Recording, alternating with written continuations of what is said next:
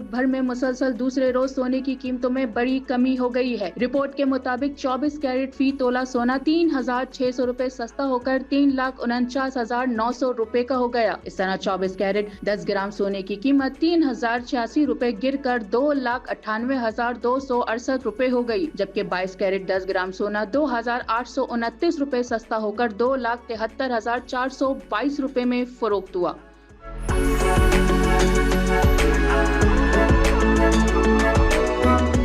इधर फी तोला और 10 ग्राम चांदी की कीमतें बिलतरतीब 60 रुपए और 52 रुपए से 3,448 रुपए और 2,956 रुपए हो गयी।